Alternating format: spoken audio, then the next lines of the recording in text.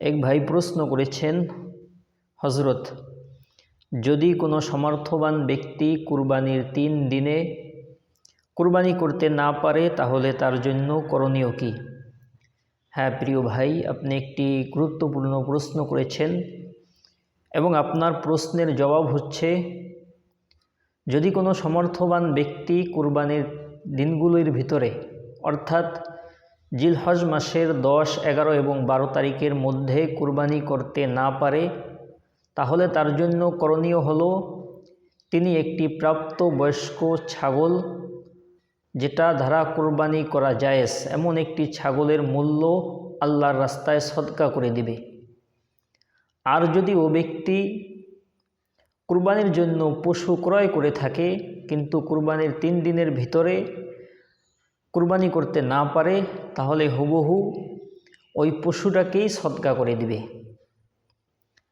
আর যদি ব্যক্তি পশু ক্রয় করার পরে কুরবানির 3 দিনে কুরবানি দিতে না পারে এবং 3 দিন পরে পশুটাকে জবেহ করে ফেলে, তাহলে ওই পশুটার গোশত বানানোর পরে সেটার পরিমাপ করবে, পরিমাপ করে দেখবে গোশতের মূল্য পশু ক্রয়ের মূল্যের সমান কিনা। যদি সমান হয় তাহলে গোশতটা সদকা করে দিবে। আর যদি পশু ক্রয়ের মূল্যের থেকে কম হয় তাহলে যতটুকু টাকা কম হবে অতটুকু সহ গোশতকে সদকা করে দেবে। যেমন ধরুন, এক ব্যক্তি 20,000 টাকা দিয়ে একটি পশু ক্রয় করলো এবং সে কুরবানির দিনগুলোতে কুরবানি করতে পারল না। কুরবানির 3 দিন অতিবাহিত হওয়ার পরে পশুটাকে জবেহ করে ফেলল, তাহলে ওই ব্যক্তি এই পশুর গোশতগুলো বানানোর পরে পরিমাপ করবে এবং তার মূল্য নির্ধারণ করবে। যদি তার মূল্য 18,000 হয় তাহলে 20,000 পূর্ণ হতে আরও 2,000 টাকা বাকি থাকে, তাহলে গোশতের সাথে এই বাকি 2,000 টাকা মিলিয়ে আল্লাহর রাস্তায় সদকা করতে হবে।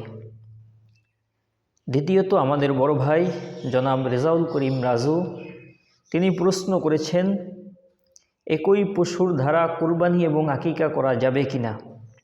হ্যাঁ প্রিয় ভাই, গরু, মহিষ, উট এগুলোর ক্ষেত্রে একই পশুতে 7 জন ব্যক্তি শরিক হয়ে কুরবানি করা যায়। সুতরাং এক্ষেত্রে গরু, মহিষ এবং উটের ভিতরে আকিকার নিয়তেও শরিক হওয়া যাবে। তবে কুরবানির পশুতে শরিক হয়ে আকিকা করা, এটার থেকে নিজেই একটা পশু দ্বারা আকিকা করা উত্তম। কেননা রাসূল করিম সাল্লাল্লাহু আলাইহি ওয়াসাল্লাম এবং সাহাবায়ে কেরাম তারা কখনো কুরবানির পশুর সাথে শরিক হয়ে আকিকা করেননি, বরং এটাকে ওলামায়ে কেরাম জায়েজ বলেন। তবে উত্তম হলো নিজেই কোনো বকরি বা ভেড়া বা দুম্বা দ্বারা আকিকা করা স্বতন্ত্রভাবে। এটাই রাসূল করিম সাল্লাল্লাহু আলাইহি ওয়াসাল্লাম এবং সাহাবায়ে কেরামের আমল। আরেক ভাই প্রশ্ন করেছেন, কুরবানির পশু যদি দিনে ব্যস্ততার কারণে জবেহ করতে না পারে তাহলে রাতে করা যাবে কি না? হ্যাঁ প্রিয় ভাই, জিলহজ মাস অর্থাৎ কুরবানির 10 এবং 11 তারিখ বাংলা হিসেবে রাতে কুরবানি করা যাবে, তবে 12 তারিখ রাতে কুরবানি করা যাবে না। আরবি হিসেবে রাত যেহেতু আগে আসে, সুতরাং 10 তারিখ জিলহজ মাসের রাত আগেই অতিবাহিত হয়ে যায়, কিন্তু বাংলা হিসেবে 10 তারিখ অর্থাৎ জিলহজের 10 তারিখ দিন অতিবাহিত হওয়ার পরে যে রাত আসে সেই রাত এবং 11 তারিখ অতিবাহিত হওয়ার পরে যেই রাত আসে, এই 2 রাতে কুরবানি করা যাবে। তৃতীয় আরেক ভাই প্রশ্ন করেছেন, কুরবানির পশু যদি গর্ভবতী হয় এক্ষেত্রে করণীয় কি? হ্যাঁ ভাই, যদি কুরবানির পশু গর্ভবতী হয় ঘটনাক্রমে তাহলে এই পশু দ্বারা কুরবানি করা যাবে, তাতে কোনো সমস্যা নেই। এবং এই পশু জবেহ করার পরে যদি তার গর্ভে তার ভিতরে বাচ্চা জীবিত থাকে তাহলে সেটাকেও আল্লাহর নামে জবেহ করে দিবে। আমাদের চাচা জনাব হারুন খলিফা তিনি প্রশ্ন করেছেন, কুরবানির দিনে আকিকা করা যাবে কি না?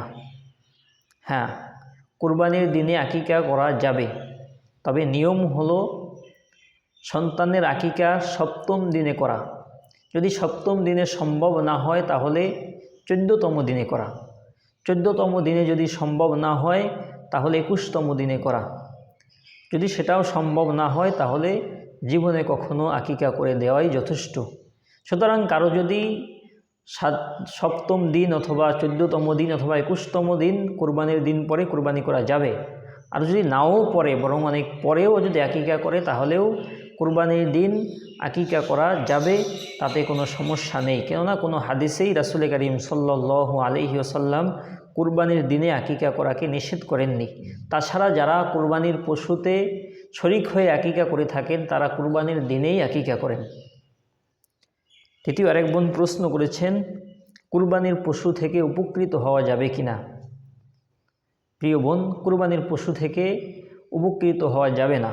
যেমন ধরুন কুরবানির পশুর ওলানে যদি দুধ থাকে তাহলে সে দুধ, যদি পশুর কষ্ট হয় এবং দহন করা হয় তাহলে সেটা ব্যক্তি নিজে পান করতে পারবে না, বরং এটাকে সদকা করে দিতে হবে। যদি তার থেকে কিছু অংশ আপনার পরিবার বা আপনি পান করে থাকেন তাহলে তার সমপরিমাণ মূল্য সদকা করে দিতে হবে।